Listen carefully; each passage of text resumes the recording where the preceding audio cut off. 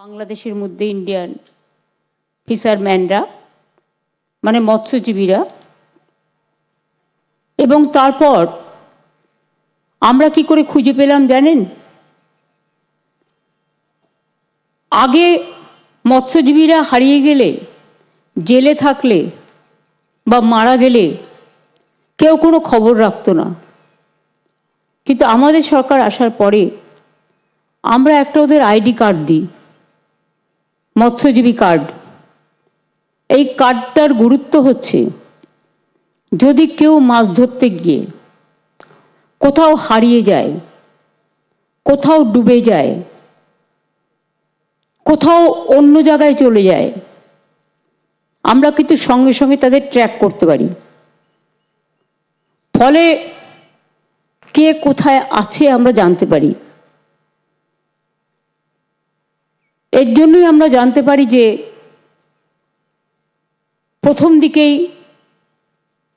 আমরা প্রশাসনের মধ্য দিয়ে, পুলিশের মাধ্যমে এবং মন্টু পাখিরা, বাপি, এরা সকলে মিলেই আমাদের জানিয়েছিল যে এরা সকলে বাংলাদেশের সীমানায় চলে গেছে, নিখোঁজ আছে।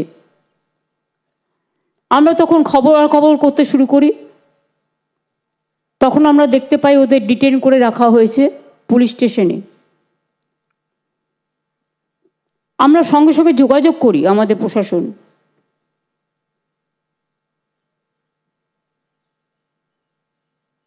আমরা দুই দেশের সাথে যোগাযোগও রাখি।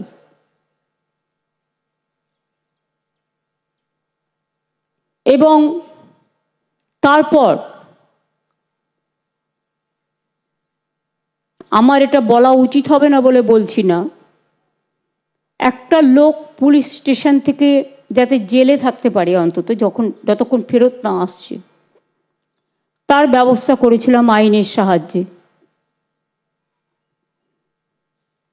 সেটাও আমরা করেছিলাম, কারণ আপনারা আমাদের গর্ব। আজকে বলুন তো, আপনারা যারা এখানে এসছেন ফিরে, এবং আপনাদের পরিবার পেছনের দিকে বসে আছে, আজকে তাদের মুখে হাসি ফুটেছে। যতক্ষণ আপনারা ফিরে না আসছিলেন, আপনাদের মুখগুলো ওরা দেখতে না পাচ্ছিল, ততক্ষণ ওরা একটা গভীর চিন্তায় মগ্ন ছিল। কি হবে কি হবে, একটা অনিশ্চিত ভবিষ্যতের দিকে তাকিয়েছিল। আজকে আপনারা খুশি যে আপনাদের পরিবার পরিজনরা ফিরে এসছেন, তারা বাড়ি ফিরে যাবেন। একজন জলে ঝাঁপ দিয়েছিল বলে আপনারা দেখলেন, মারা গেছেন। এবং তার পরিবারকে আমরা 2 লাখ টাকা তুলে দিলাম। আর আমার 95 জন ভাই, যাদের আমরা ছাড়িয়ে আনতে পেরেছি অনেক কষ্টে, আমি এটা জানতাম না, কয়েকজন খুঁড়িয়ে খুঁড়িয়ে হাঁটছিলেন, সবাই নয়। আমি জিজ্ঞেস করলাম, খুঁড়িয়ে খুঁড়িয়ে হাঁটছেন কেন? তারা বলতে চায়নি। জানতে পারলাম যে তাদের কয়েকজনকে মারধরও করা হয়েছে, তাদের নিয়ে গিয়ে হাত দুটো দড়ি দিয়ে বেঁধে রাখা হয়েছিল,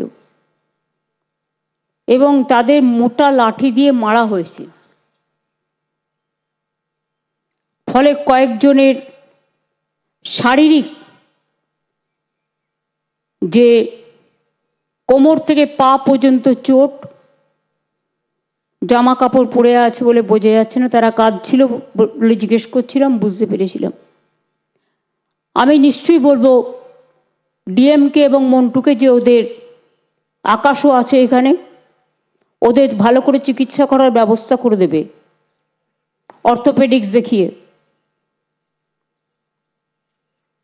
এবং তারপরে যাই হোক, ওনাদের একটা লঞ্চ এখানে চলে আসে, লঞ্চ না ট্রলার বাংলাদেশের। অনেক সময় কি হয়, জলের মধ্যে না সীমানা ঠিক করতে পারে না, পথ হারিয়ে যায়, ঝড় হলে পথ হারিয়ে যায়, ভুলে যায়। কিন্তু আমরা বারণ করব মহাজনদেরও, এবং বিশেষ করে যারা এই ট্রলারে যাতায়াত করেন মাছ তোলার জন্য।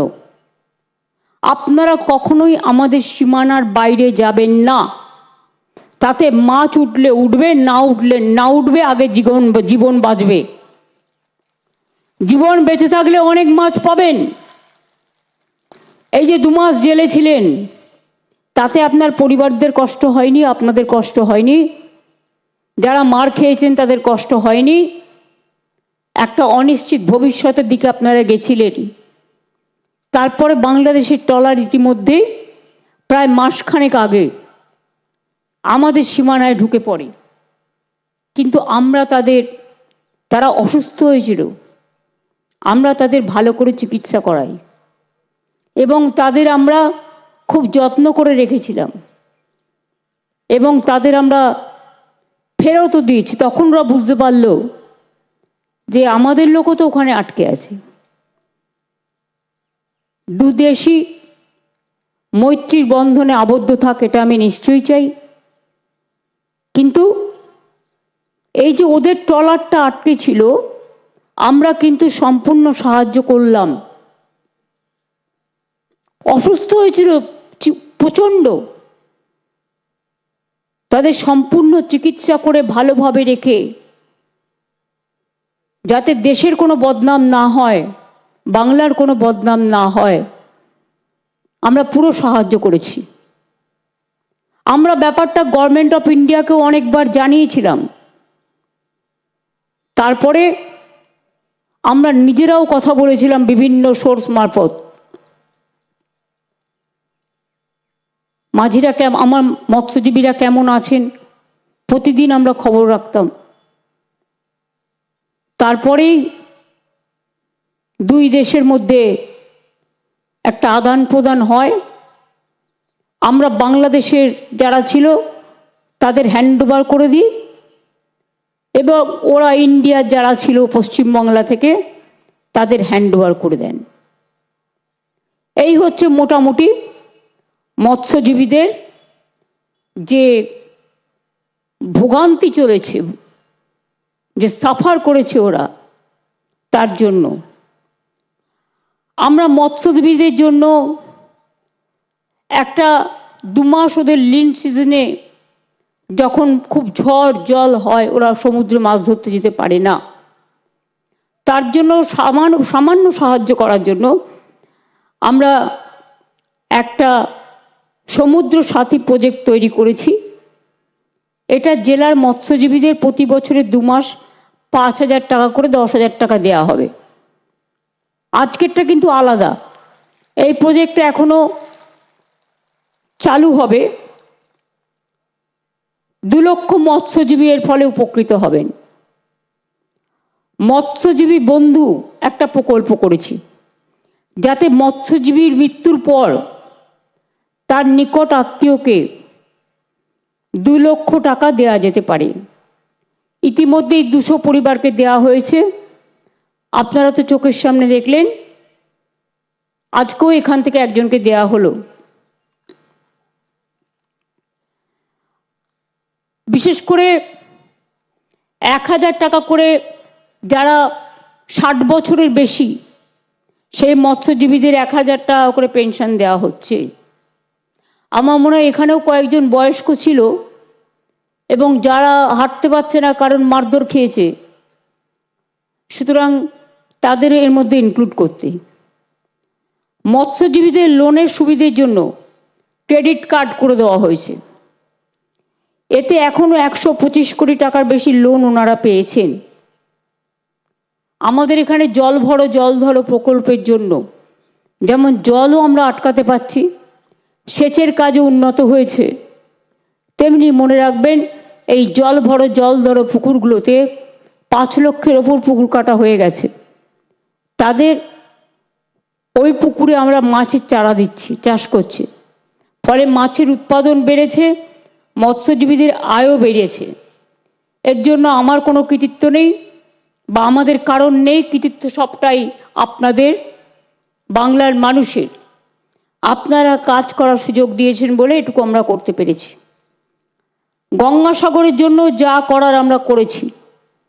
আগে আমি যখন গঙ্গাসাগরে এসেছিলাম দেখেছিলাম কেন সবাই বলতো সব তীর্থ বারবার গঙ্গাসাগরে একবার, কারণ কুম্ভ মেলায় কেন্দ্রীয় সরকার হাজার হাজার কোটি টাকা দেয়, আর গঙ্গাসাগর মেলাতেও 1 কোটির বেশি লোক আসে। বারবার আমি বলেছি এটাকে জাতীয় মেলা ডিক্লেয়ার করতে, কিন্তু আজ পর্যন্ত করেনি। আর কুম্ভ মেলায় হাজার হাজার কোটি টাকা দেওয়ার ফলে ওরা ডাইরেক্ট ট্রেনে গিয়ে নামতে পারে, ডাইরেক্ট প্লেনে গিয়ে নামতে পারে, ডাইরেক্ট গাড়িতে গিয়ে নামতে পারে, কিন্তু আমাদের এখানে একটা একটা করে মানুষকে জলে পার হতে হয়। এটা কত টাফ, এবং প্রশাসনকে কিভাবে কাজ করতে হয়।